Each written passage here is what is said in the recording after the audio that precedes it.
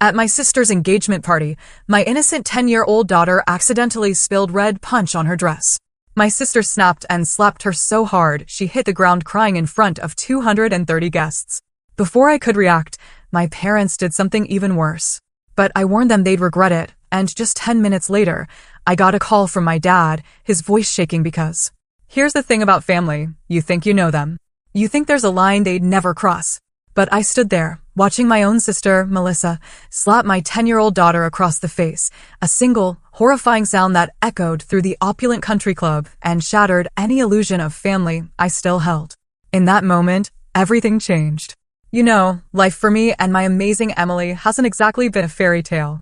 7 years ago, when Emily was barely 3, her dad, Daniel, just walked out. Said he wasn't ready for parenthood. Just like that, gone. So, it's been me, Rachel Williams, 34, single mom, elementary school teacher, figuring out how to be both mom and dad while juggling lesson plans and parent-teacher conferences. Every single day is this delicate balancing act, stretching my modest salary to give Emily everything she needs. But despite all that, we built this beautiful life together. Our little 2-bedroom apartment became our sanctuary, filled with Emily's colorful artwork, photos from our adventures. We had our traditions, Sunday pancake mornings, monthly movie nights with homemade popcorn, summer picnics at the park. Our bond? It just grew stronger every year. My sister Melissa, though, she lived in a completely different reality. 2 years younger than me, she was always our parents' golden child. I got practical gifts and lectures on responsibility. Melissa got designer clothes and endless praise for her ambition. When I struggled, working part-time jobs to pay for college, our parents fully funded Melissa's elite private university education without a second thought. After graduation, she landed a prestigious marketing job through my dad's connections, and her career just skyrocketed. Every single family gathering became an unspoken competition. Melissa's promotion versus my stable, modest teaching career. Her luxury apartment versus my cozy rental. Her exotic vacations versus our weekend trips to the beach. My parents never explicitly said they were disappointed in my choices, but their glowing pride in Melissa's achievements, it spoke volumes. Then James Sullivan entered the picture. Son of a prominent local business owner, he was everything my parents valued: wealth, social status, ambition. When Melissa announced their relationship, they were ecstatic. Sundays became forums for discussing James's latest business success or his family's connections. Emily's academic achievements or my students' progress barely warranted more than a polite nod. Your sister really knows how to select the right partner, my mother once commented, helping me wash dishes. James has such potential. It's a shame things didn't work out with Daniel, but perhaps next time you'll choose someone with more stability. The word stung. As if my failed marriage was a choice I made, not a painful abandonment. Despite all this, I tried. I really did try to maintain a relationship with Melissa. Emily deserved to know her aunt and grandparents, regardless of our differences. I accepted the subtle jabs. Emily seems so attached to you. Don't you worry she's not independent enough? My teacher clothes. Oh, those are practical, aren't they? My lifestyle. Have you considered a side job, Rachel? Single moms need to think about college funds early. So, when Melissa called 6 months ago to announce her engagement, I genuinely congratulated her. I felt a flicker of hope that this new chapter might soften some of her sharp edges. And when she invited us to the party, a real glimmer that maybe, just maybe, our family relations would improve. This is a very exclusive event, Rachel, Melissa emphasized over the phone. James's family invited several important business associates. Emily will need to be on her absolute best behavior. Of course, I assured her, ignoring the implication that my daughter typically misbehaved. Emily is excited to celebrate with her aunt. The weeks before the party were a whirlwind. Money was tight, but I splurged on a navy blue cocktail dress from a department store sale rack. Nothing compared to Melissa's designer outfits, but elegant enough. For Emily, I found a beautiful, age-appropriate dress with delicate embroidered flowers. We practiced proper table manners. We discussed appropriate conversation topics for fancy events. Remember, sweetie, this is a very important day for Aunt Melissa, I explained, brushing Emily's hair the morning of the party. There will be a lot of grown-ups talking about grown-up things, so if you get bored, just stay close to me, okay? Emily nodded seriously, her blue eyes, so much like her father's, wide with determination. I'll be super good, Mom. I won't embarrass you or Aunt Melissa. You could never embarrass me, I assured her, kissing the top of her head. Just be your wonderful self. As we drove to the exclusive country club, Emily chatted excitedly about seeing her grandparents and the princess party her aunt was having. I found myself smiling at her enthusiasm while tamping down my own anxiety. Perhaps today would be different. Perhaps Melissa's happiness would finally create space for genuine connection. Do you think Uncle James will dance with me at the wedding? Emily asked, smoothing her dress for the 20th time. I'm sure he would love to, I replied, choosing optimism over the reality that James had barely spoken 10 words to Emily in 2 years.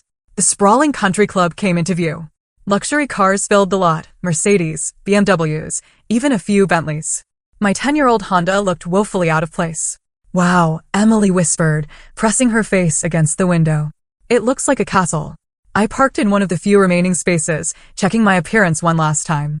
Ready for an adventure? I asked, forcing brightness into my voice. She nodded eagerly. Ready. If only I had known what awaited us inside those elegant doors, I might have turned the car around right then. But hindsight offers clarity that hope often obscures. In that moment, all I wanted was a beautiful day celebrating my sister's happiness. The country club exuded luxury from every polished surface. Crystal chandeliers, marble floors, floor-to-ceiling windows overlooking manicured gardens. Arrangements of white roses and orchids adorned every table. It's like a fairy tale, Emily whispered, clutching my hand tightly. Rachel, you made it. Melissa's voice carried none of the warmth you'd expect when greeting family. She approached, wearing a stunning white designer dress that probably cost more than 3 months of my salary. Her diamond engagement ring caught the light with every graceful movement. You're 15 minutes late. Traffic was heavier than expected, I explained, leaning in to kiss her cheek. Congratulations, Melissa. Everything looks beautiful. Melissa accepted the kiss stiffly, her eyes already scanning my outfit. That dress is interesting. Navy blue for a spring engagement. Before I could respond, Emily stepped forward with the small gift bag we'd brought. Happy engagement, Aunt Melissa. We got you a present. Melissa glanced down as if just noticing my daughter. Thank you, Emily. Put it on the gift table with the others. She gestured vaguely toward a distant table already piled with elegantly wrapped packages. Your grandparents are somewhere around here. James's parents are eager to meet everyone, so do try to make a good impression. With that, she turned to greet another arriving guest, dismissing us entirely. Emily's smile faltered slightly, but she recovered quickly. Should we find Grandma and Grandpa? Great idea. I agreed, guiding her through the crowd, carefully navigating around servers carrying trays of champagne and hors d'oeuvres. We found my parents near the bar.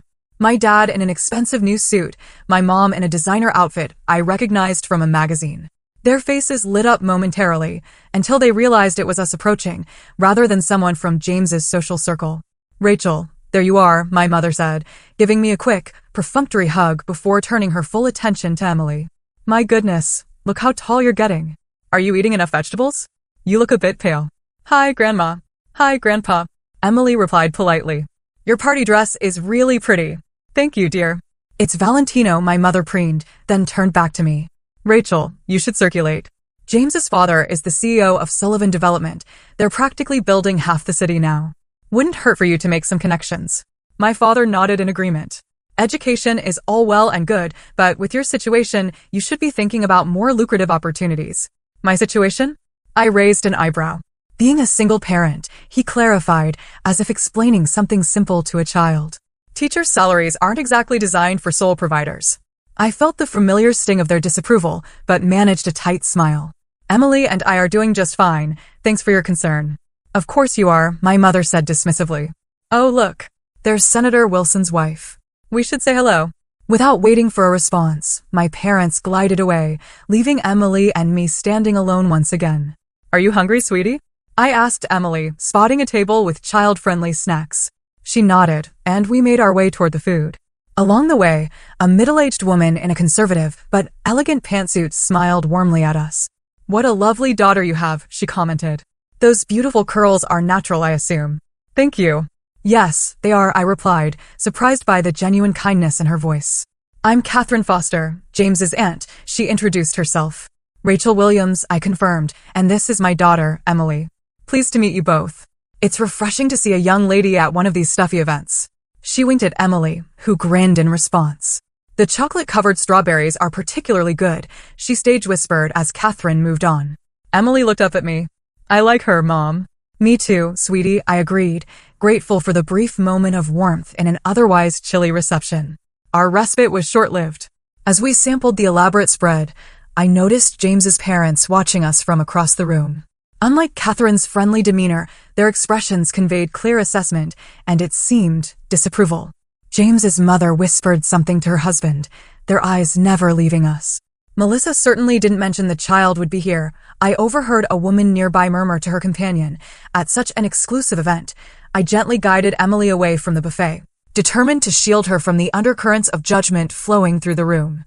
We found a relatively quiet corner where Emily could eat her small plate of treats while I sipped sparkling water, having decided alcohol would only complicate an already tense situation. The formal part of the celebration began an hour in. Melissa and James stood at the front of the room while James's father delivered a toast. He spoke glowingly about James's accomplishments, Melissa's perfect fit into their family, and the bright future ahead. Not once did he mention Melissa's family, despite my parents standing proudly at the front. When the toast concluded with enthusiastic applause, Melissa took the microphone. "Thank you all for coming to celebrate our special day," she gushed, her voice carrying the polished tone she reserved for important occasions. "James and I are so blessed to be surrounded by such wonderful people who have shaped our lives." She proceeded to thank James's parents for their guidance, her colleagues for their support, and finally, our parents for always pushing her to reach higher. Throughout her speech, her eyes never once drifted to the corner where Emily and I stood watching. As servers circulated with trays of champagne for another toast, Emily tugged at my sleeve. "Mom, may I please get some more punch?" she whispered, noting her empty glass. "Of course," I replied. "Let's find the beverage table." We made our way carefully through the crowd. Emily walked slowly, conscious of navigating between groups of adults. I watched her with pride. Despite being the only child at an adult event, she was handling herself with remarkable poise. The punch bowl stood on a table draped in white linen, surrounded by crystal glasses. I helped Emily fill a glass with the bright red liquid, cautioning her to be careful. "2 hands, okay? It's crowded in here." "I will, Mom," she promised, concentrating intently on the full glass. As we turned to head back to our corner, a large man, gesturing animatedly while telling a story, stepped backward without looking. His elbow caught Emily's shoulder, throwing her off balance. What happened next seemed to unfold in slow motion, yet too quickly for me to prevent it. The collision was subtle, just a bump really, but enough to send ripples through the red punch in Emily's carefully held glass. As she stumbled sideways, the crimson liquid sloshed over the rim, creating an arc through the air before landing with startling precision on the white fabric of Melissa's designer dress. The splatter pattern bloomed like a gruesome flower across my sister's midsection, droplets extending outward in a spray. For one frozen moment, the entire room fell silent. The background music suddenly too loud in the absence of conversation. Emily regained her balance and looked up, her expression shifting from confusion to horror as she registered what had happened. The man who had bumped her had already moved on, unaware of the chain reaction he had triggered. "I'm so sorry, Aunt Melissa." Emily gasped, her voice small but distinct in the unnatural quiet. "It was an accident." Melissa stared down at her ruined dress. Her perfectly made-up face transitioned through emotions like a rapidly spinning color wheel, shock, disbelief, and then settling on pure fury. Her eyes, so similar to mine in color, but with none of the warmth, fixed on Emily with an intensity that made my daughter shrink back. "You little brat." The words exploded from Melissa, her voice unrecognizable with rage. "Do you have any idea what you've done?" Before I could step forward, before I could place myself between my sister and my child, Melissa's hand swung through the air. The crack of her palm against Emily's cheek echoed like a gunshot in the silent room. The force knocked my 10-year-old backward, her small body losing balance and crumpling to the floor as her now empty glass rolled away across the polished marble. Time seemed to fracture in that moment. I stood immobilized by disbelief, my brain refusing to process what my eyes had just witnessed. My sister, my own flesh and blood, had struck my child with enough force to knock her down. The red mark blooming on Emily's pale cheek matched the stain on Melissa's dress with horrific symmetry. Emily curled into herself on the floor, one hand pressed against her face, tears streaming silently down her cheeks as she stared up at her aunt in confusion and fear.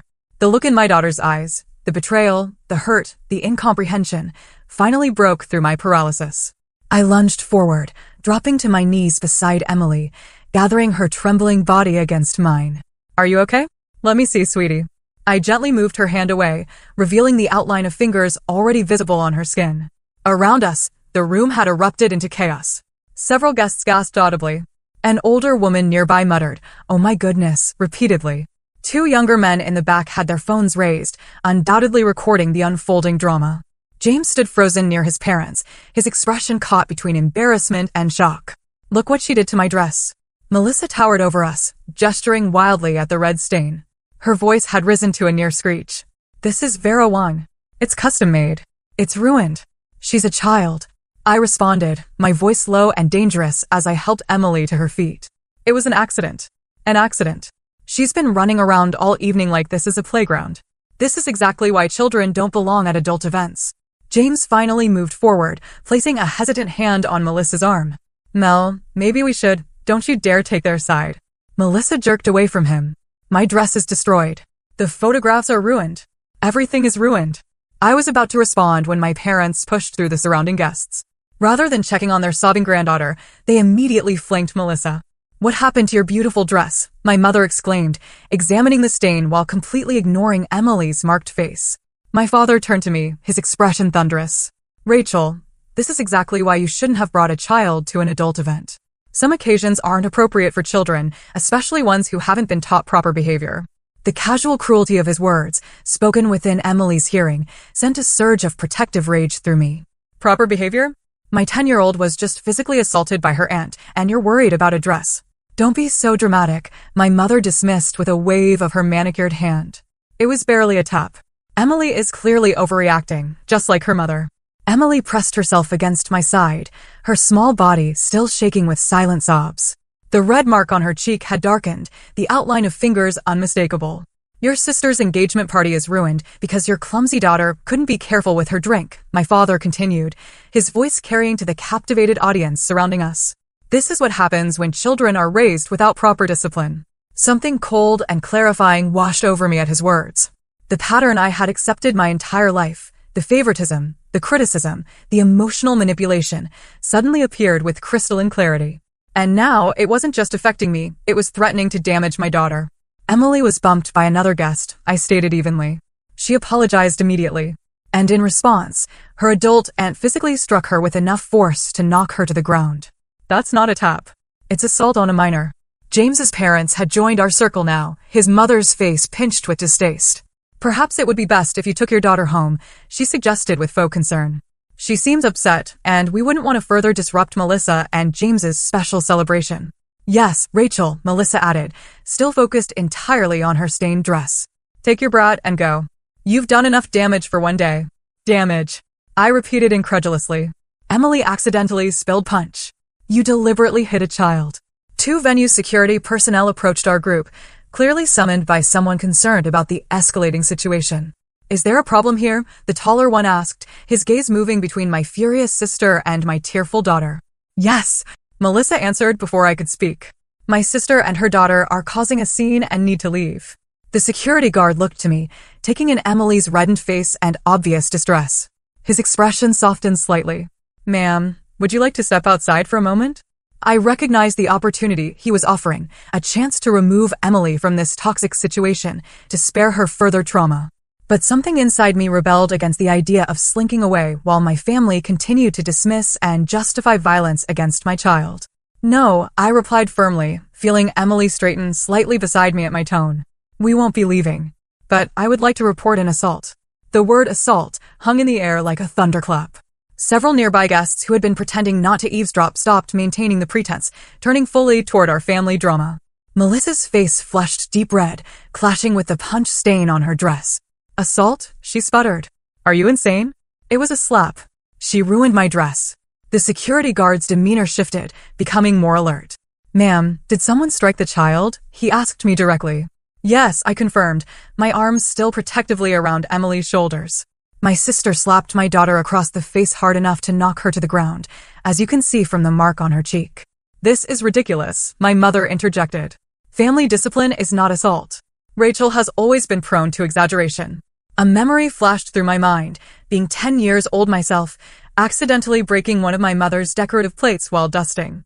The subsequent lecture about responsibility and disappointment had lasted for days. But when Melissa broke a vase the following year, throwing a tantrum, it was quickly dismissed as just an accident. Family discipline? I echoed, my voice steady despite the trembling in my hands. Emily is my daughter, not Melissa's. No one has the right to strike her, family or otherwise. You've always been jealous of your sister, my father accused, his voice dropping to a harsh whisper as he became aware of the audience. Even on her special day, you had to find a way to make it about you. I'm not the one who created a scene by slapping a child, I countered. The security guard cleared his throat. Perhaps we should continue this conversation in a private room. There's nothing to discuss, Melissa declared. Rachel and her daughter need to leave now. James finally found his voice, stepping forward with an uncomfortable expression. Melissa, maybe we should all take a moment to calm down. Don't you start too. Melissa rounded on him. This is supposed to be our day. My sister brings her undisciplined child who ruins my designer dress, and somehow I'm the villain. She hit a child, James, I said quietly. Is that the kind of person you want to marry? James's father stepped forward, his imposing presence intended to intimidate. Young lady, I suggest. You reconsider your accusations. The Sullivan family has significant influence in this community. Making false claims could have serious consequences for your teaching career. The thinly veiled threat only strengthened my resolve. I had spent years accommodating my family's toxic behavior, making excuses, accepting their treatment. But seeing them now, closing ranks to justify violence against my child? Something fundamental shifted inside me. Are you threatening me for protecting my daughter? I asked, loud enough for nearby guests to hear. Nobody is threatening anyone, James's mother interjected smoothly. We're simply suggesting that this unfortunate incident has been blown out of proportion. Children spill things, adults get frustrated. Let's not make a mountain out of a molehill. Emily, who had been silent since the slap, suddenly spoke up. She hurt me. Her small voice carried surprising strength. I said I was sorry about the dress, but she hit me really hard. My heart swelled with pride at her courage, even as it broke at the tremor in her voice. Out of the mouths of babes, commented an elderly woman standing nearby, giving my parents a disapproving look. Either you and your brat leave now, Melissa hissed, leaning close enough that I could smell her expensive perfume, or I'll make sure you regret it. Do you have any idea how many school board members are friends with James's family? The implied threat to my career, my livelihood, the very way I supported my daughter, was the final straw. If you or anyone in this family ever touches my daughter again, I replied with deadly calm, the consequences will extend far beyond a ruined party. That's not a threat, Melissa. It's a promise. It was just a slap, my mother insisted, her voice rising with frustration. Stop being so dramatic, Rachel. You're embarrassing us in front of everyone. Embarrassing you? I laughed, without humor. Your adult daughter assaulted a child in front of 200 witnesses, and you're worried about embarrassment? I pulled out my phone and quickly took several photos of Emily's face, the handprint now clearly visible. Then I snapped a picture of Melissa's stained dress. What are you doing? Melissa demanded. Documenting the molehill that supposedly justifies child abuse, I answered calmly. Abuse? Now you're being ridiculous, my father blustered. Children need discipline. Discipline is teaching, not hitting, I corrected him. But then, you've always confused the two. James looked increasingly uncomfortable, shifting his weight from foot to foot. Maybe we should all take a break, get some air. There's no need for a break. Melissa snapped. There's a need for my sister to take her dramatic daughter and leave my engagement party before they cause any more damage. Then she made her fatal mistake. Leaning down to Emily's level, Melissa spoke with venomous sweetness. You're just being dramatic like your mother, aren't you? Crying over nothing because you want attention. That's probably why your daddy left. He got tired of the constant drama. Emily recoiled as if struck again, her eyes wide with fresh hurt. In that moment, watching my daughter's heart break under the weight of such calculated cruelty, something inside me hardened into diamond-sharp clarity. I had endured decades of my family's emotional abuse. I had accepted their criticisms, their comparisons, their conditional love. But I could not, allow them to inflict that same damage on my daughter. With perfect calmness, I reached into my purse and took out my phone again. What are you doing now? Melissa demanded as I unlocked my phone screen. Without answering her, I dialed 911 and put the call on speaker. 911, what's your emergency? The dispatcher's professional voice carried clearly in the suddenly silent circle around us. I need to report an assault on a minor, I stated clearly, maintaining eye contact with my sister. My 10-year-old daughter was slapped across the face by her aunt with enough force to knock her to the ground. We're at Pine Hills Country Club on Lakeview Drive. Is the child injured? The dispatcher asked. She has a visible handprint on her face and may have bruising. Are you in immediate danger? Is the person who assaulted her still present? Yes, she's still here. We're currently surrounded by family members who are pressuring us to leave and forget the incident happened. My mother lunged for the phone, but I stepped back, keeping it out of her reach. Rachel, hang up that phone immediately, she hissed. You're destroying this family over nothing. Officers are being dispatched to your location, the dispatcher continued. Please stay on the line until they arrive. Melissa's face had drained of all color except for 2 bright spots of rage on her cheeks. You called the police. On me? At my engagement party? Actions have consequences, I replied simply. My father stepped forward, lowering his voice to a menacing whisper. If you don't end this call right now, you're no longer part of this family. Do you understand me? You will be cut off completely. For the first time in my life, his threat held no power. I made my choice the moment Melissa struck Emily. Emily, still pressed against my side, looked up at me with a mixture of awe and apprehension. Mom, it's okay. We can go home if you want. I knelt down to her level, momentarily turning away from my raging family. No, sweetie. It's not okay. What Aunt Melissa did was wrong, and what Grandma and Grandpa are doing now is wrong too. Sometimes we have to stand up for what's right, even when it's hard. She nodded solemnly, then whispered, I'm proud of you, Mom. Her words filled me with certainty that I was making the right choice, however difficult. Rachel, be reasonable. James finally spoke up, his tone placating. I'm sure we can resolve this without involving the authorities. What if, he lowered his voice, what if we could help with Emily's college fund? A generous contribution to put this unfortunate incident behind us. I stared at him in disbelief. Are you trying to bribe me to ignore the assault of my child? He blanched, suddenly aware of how his offer sounded. That's not what I meant, I just thought. You'll regret this, Rachel. Melissa cut in, her voice shaking with fury. When you're looking for a new job because no school in this district will hire you, when you're struggling even more than you already are, you'll wish you'd just taken your brat and left when you had the chance. Several guests had begun edging toward the exit, clearly uncomfortable. Others lingered, some openly recording with their phones. I realized with grim satisfaction that Melissa's behavior would be documented regardless of what happened next. Through the crowd, I noticed a familiar face, Catherine Foster, James's aunt, who had been kind to Emily earlier. Unlike the others, she was watching the scene with a particular intensity, her eyes moving between Emily's marked face and Melissa's furious expression. When our eyes met, she gave me a small, approving nod. The police are on their way, ma'am. The dispatcher's voice reminded us from the phone. Are you and the child in a safe location? We're surrounded by witnesses, I confirmed. We're not in immediate danger. Less than 10 minutes later, 2 uniformed officers entered the ballroom, guided by one of the security guards. The festive atmosphere had completely dissolved, replaced by tense clusters of guests discussing the drama in hushed tones. My parents and Melissa had moved slightly away from us, huddled with James and his parents in intense conversation. The first officer, a woman in her 40s with a nameplate reading, Officer Lopez, approached us directly. Ma'am, I understand you reported an assault on a minor. Yes, I confirmed. My daughter, Emily, was slapped by my sister after accidentally spilling a drink. Officer Lopez knelt to Emily's level, her voice gentling. Hi there, Emily. My name is Officer Lopez. Would it be okay if I took a look at your face? Emily nodded, turning her cheek to show the still visible handprint. The officer examined it without touching, then took out her phone. Would it be all right if I take a picture of this? It will help us document what happened. After receiving permission, she photographed Emily's face from several angles, then stood to address me again. Can you tell me exactly what happened? I recounted the incident in detail while the second officer took notes. As I spoke, Officer Lopez occasionally glanced toward where my family stood watching, their expressions ranging from fury, Melissa, to controlled panic, James's parents, to discomfort, my own parents. There are multiple witnesses, I concluded, and several people were recording video after it happened. Recordings would be very helpful, Officer Lopez confirmed. Do you know who might have footage? A voice spoke up from behind us. I do. Catherine Foster stepped forward, her phone in hand. I started recording when I saw the confrontation escalating. I captured the aftermath and all the threats made against Rachel and her daughter. Threats? The second officer asked sharply.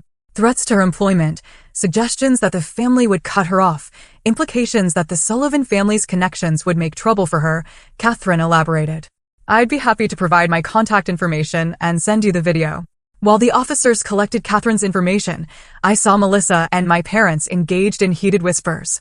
James looked increasingly uncomfortable, running a hand through his hair repeatedly as his parents spoke urgently to him. When the officers approached my sister's group, the transformation was immediate. Melissa's rage morphed into tearful distress. Officers, there's been a terrible misunderstanding, she began, her voice catching dramatically.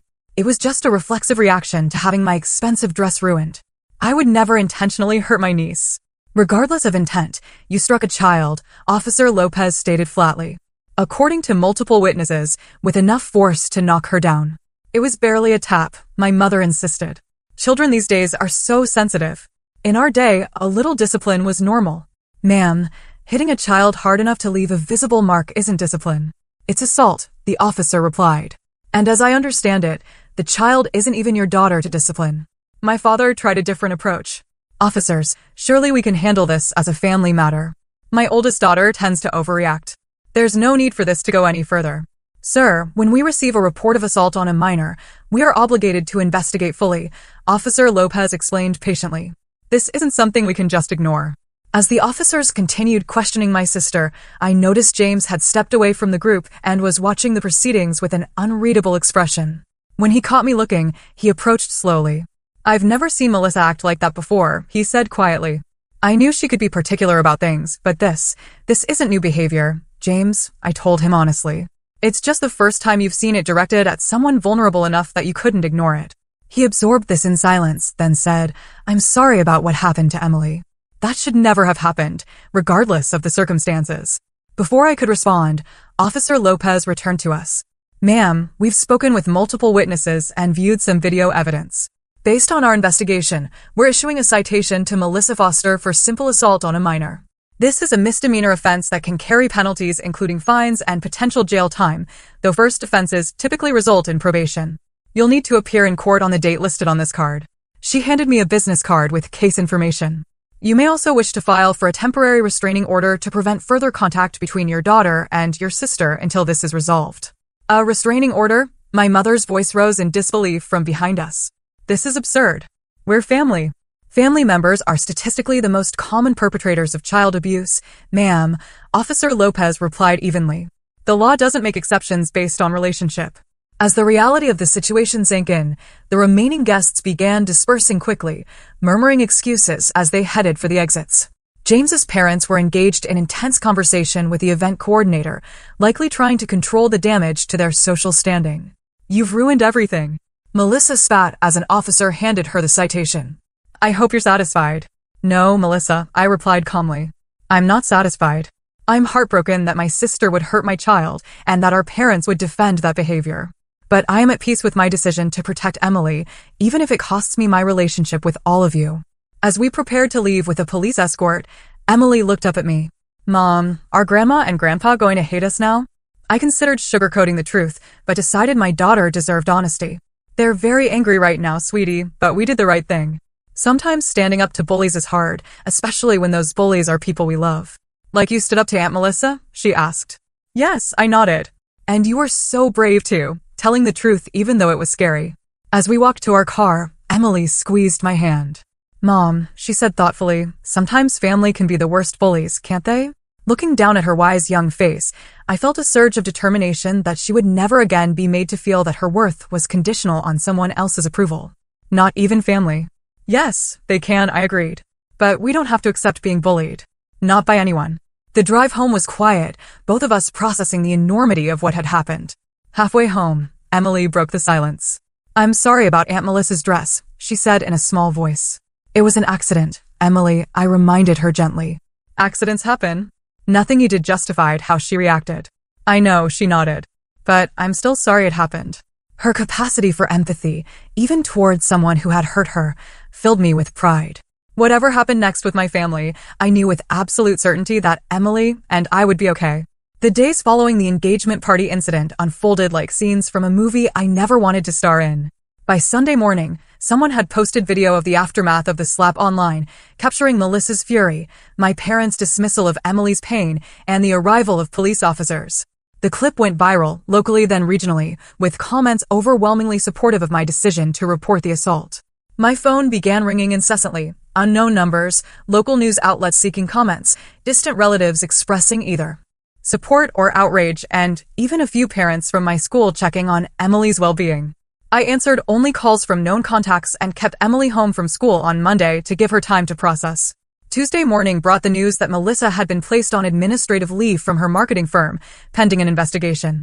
Apparently, the company's family-friendly brand couldn't risk association with viral videos of their executives striking a child.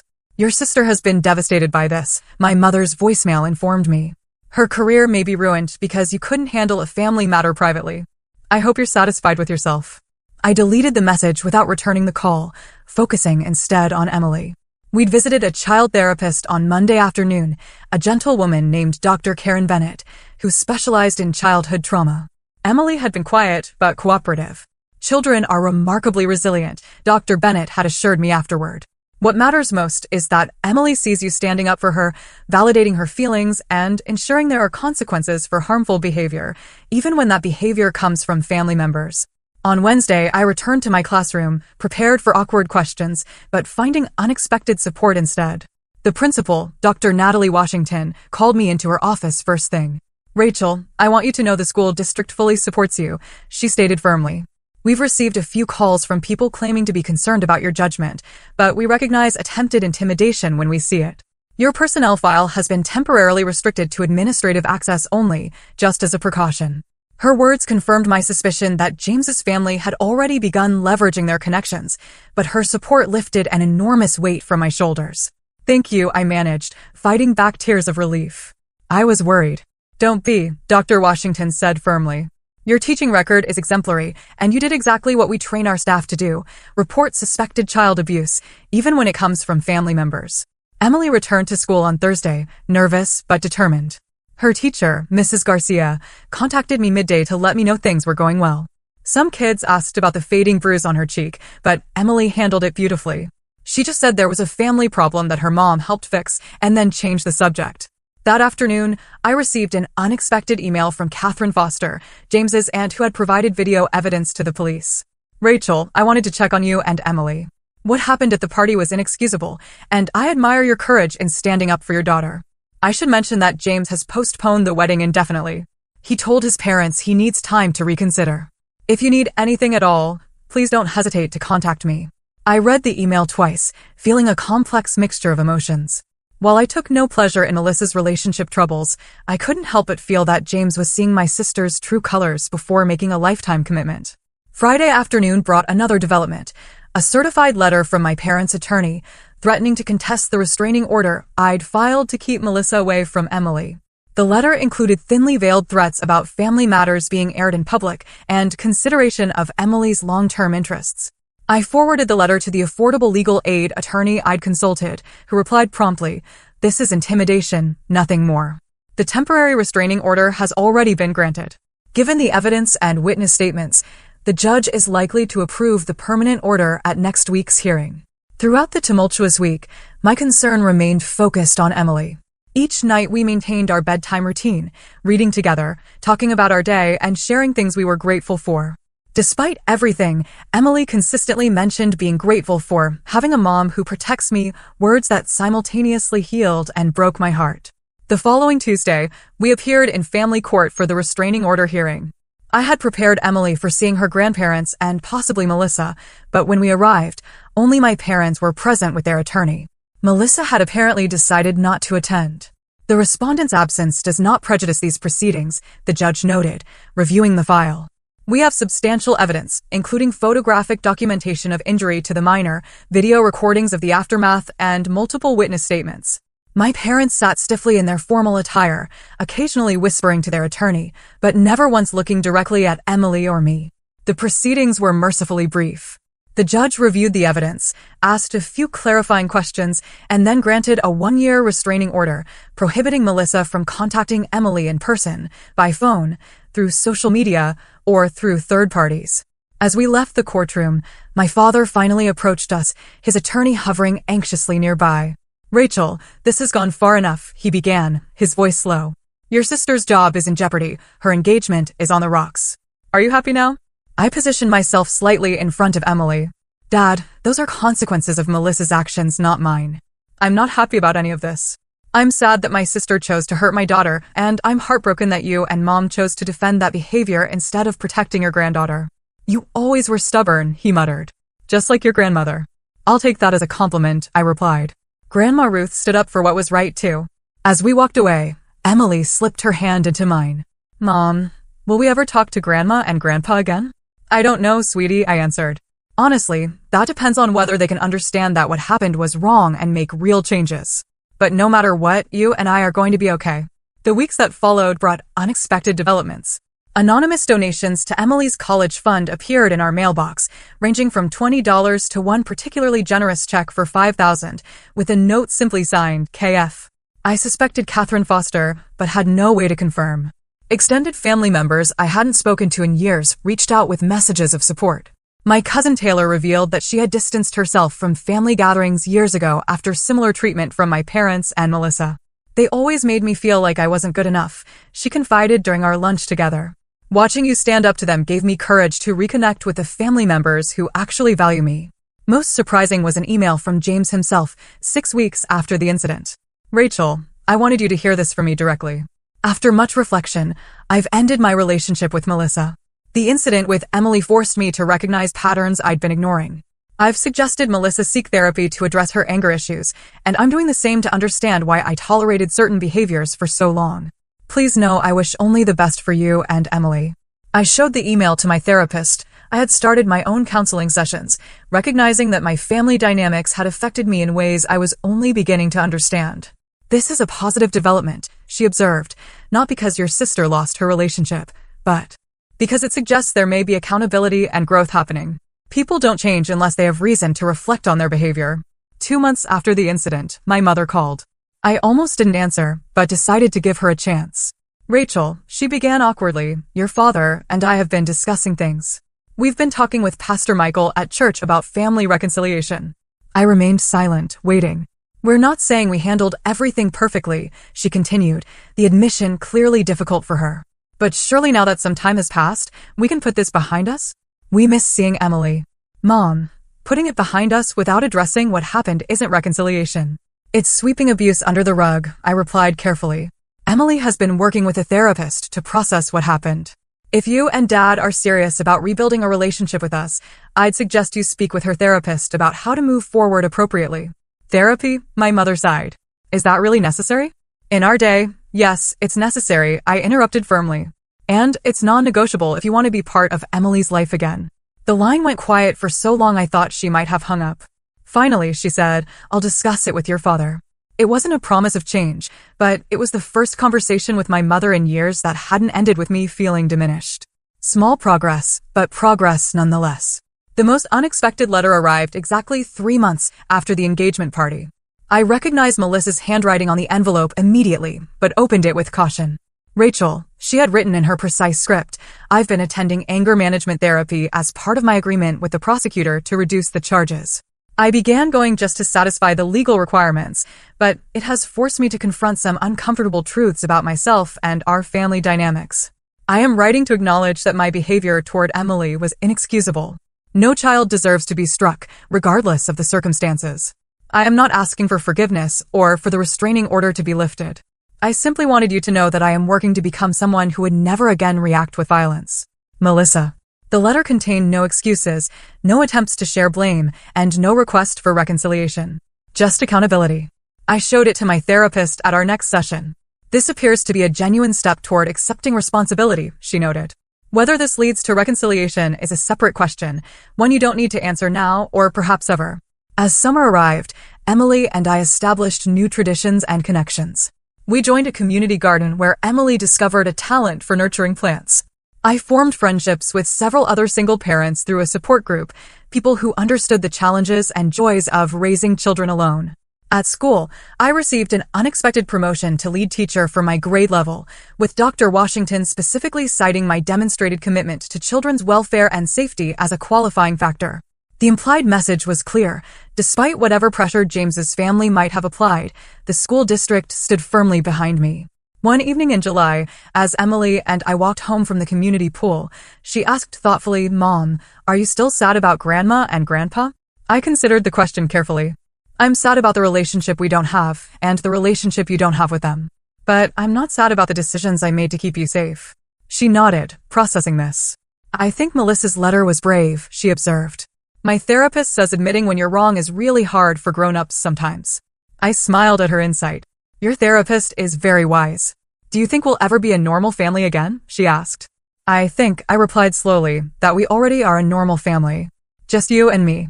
And maybe someday our family circle will grow again, but only with people who treat us with respect and kindness. Emily considered this, then smiled. I like our family the way it is now. As we rounded the corner to our apartment building, I realized that despite the painful journey of the past months, I felt lighter than I had in years. The constant weight of seeking approval from people who would never truly give it had been replaced by the simple certainty that Emily and I were enough, just as we were. 6 months after the engagement party incident, Emily and I settled into a new normal that felt healthier than the family dynamic I had accepted for most of my life. Our small apartment remained our sanctuary, but it no longer felt like a place we needed to defend against criticism. Instead, it became a gathering spot for new friends who appreciated us exactly as we were. Emily's recovery from the trauma progressed steadily under Dr. Bennett's gentle guidance. The physical mark from Melissa's slap had faded within days, but the emotional impact required more time to heal. Through play therapy and art expression, Emily processed her feelings about that day and the family upheaval that followed. She's doing remarkably well, Dr. Bennett assured me during one of our parent consultations. Children are incredibly resilient when they have a secure attachment to at least one caring adult who consistently puts their well-being first. Emily knows, without question, that you will protect her, and that security is powerful medicine. My own therapy journey proved more challenging. Decades of family dynamics don't unravel easily, and I struggled with lingering guilt about breaking up the family, despite knowing I had made the right choice. You didn't break up your family, my therapist reminded me regularly. You set a boundary against harmful behavior. Others chose not to respect that boundary. There's a significant difference. Gradually, I learned to recognize and challenge the patterns of thought instilled by years of subtle emotional manipulation. I stopped apologizing for taking up space, for having needs, for protecting my child. I began to trust my own judgment without seeking external validation. The legal consequences of Melissa's actions eventually resolved with her accepting a plea deal, 6 months of probation, completion of an anger management program, and community service hours at a children's advocacy center. The irony of the assignment wasn't lost on me, but I hoped the experience might foster genuine growth. My parents' journey toward reconciliation progressed in fits and starts. After initially refusing, they eventually agreed to meet with Emily's therapist to discuss appropriate boundaries for rebuilding a relationship with their granddaughter. The first session was tense, with my father particularly resistant to the framing of Melissa's behavior as abusive. In my day, discipline was expected, he insisted. Children had consequences for their actions. Mr. Williams, Dr. Bennett replied calmly, there's an important distinction between discipline, which teaches, and punishment, which simply hurts. What happened to Emily wasn't discipline by any definition. It was an adult losing control and physically harming a child who had already apologized for an accident. My mother surprisingly nodded slightly at this. Later, she confided that their pastor had been helping them understand the difference between old-school parenting and behavior that crossed into abuse. Progress came slowly. We established strictly supervised visits, short encounters in public places like parks or restaurants, always with me present. My parents were clearly uncomfortable with the constraints, but complied with the boundaries I set. For Emily's birthday, they gave her a handmade card with a heartfelt note that made no excuses, but simply expressed love and a desire to be better grandparents. Melissa and I maintained distance, respecting the restraining order that would remain in effect for a full year. Through our parents, I learned she had indeed completed her anger management program and continued with private therapy afterward. She had found a new job at a smaller firm, accepted the professional setback, and appeared to be genuinely reflecting on her behavior patterns. In an unexpected development, Catherine Foster, James's aunt, who had supported us at the engagement party, became a mentor and friend. A retired family court judge, she provided both legal guidance and personal support as we navigated the aftermath. I watched my nephew almost marry into a family dynamic that mirrored my own first marriage, she confided over coffee one afternoon. Seeing you stand up to protect Emily gave me hope that cycles can be broken. James himself moved to another state for a job opportunity, but sent a kind email checking on Emily's well-being before he left. Your courage that day helped me find mine, he wrote. I'll always be grateful for that wake-up call, painful as it was. At school, Emily blossomed.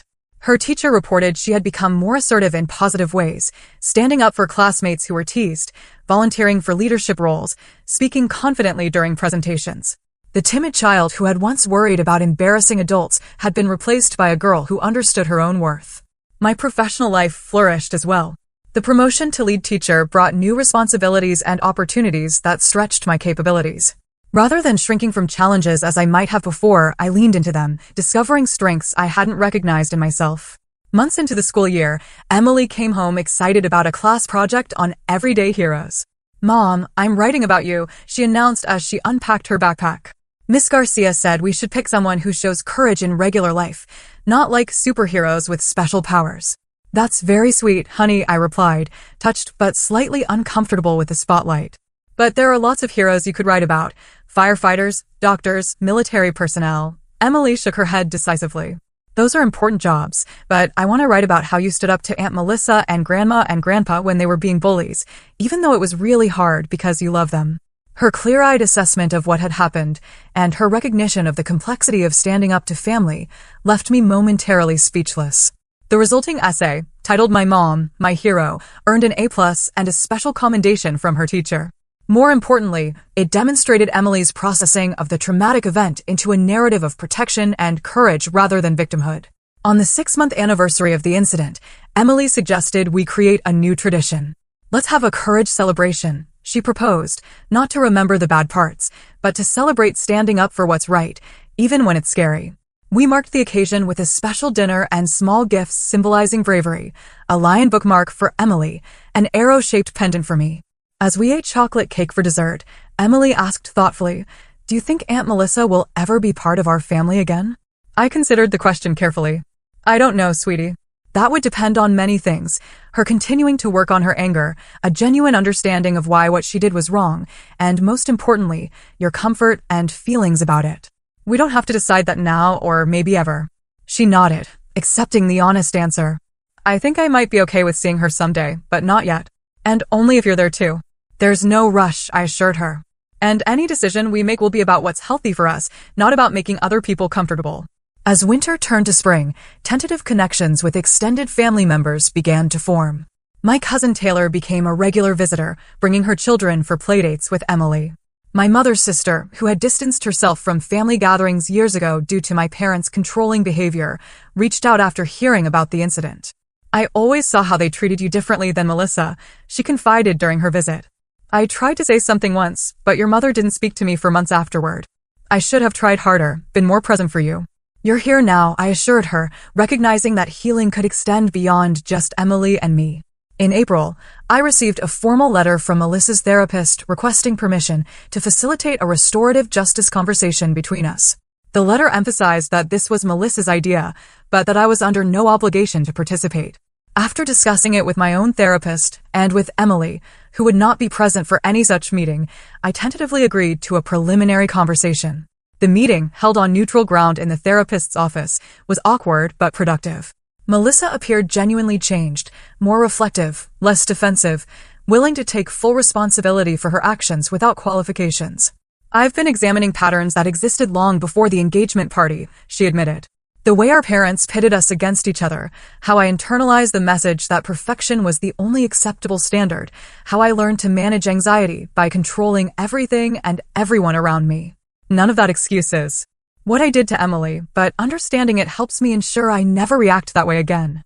We didn't emerge as friends or even fully reconciled sisters, but we established a framework for possible future healing. The restraining order would remain in effect until its natural expiration, with any contact with Emily to be determined later and only with extensive preparation and professional support."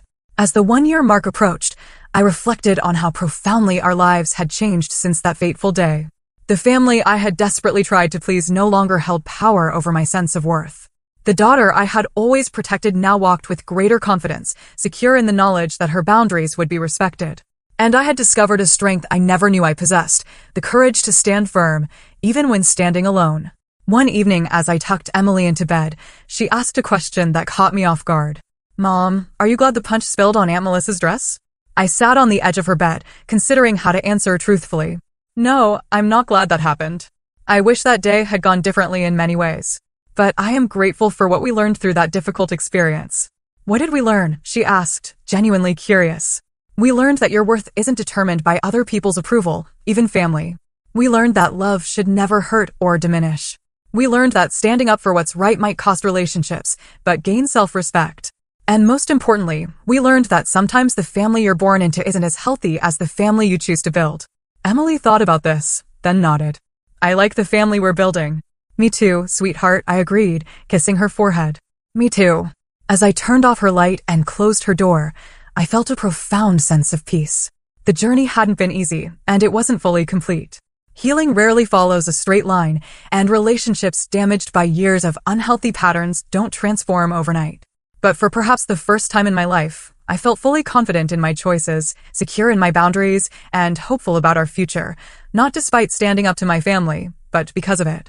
Sometimes the bravest thing we can do is simply refuse to accept treatment that diminishes us or those we love. Sometimes love means standing up, not standing by. And sometimes the most important family bond isn't the one you're born with, but the one you protect with every fiber of your being.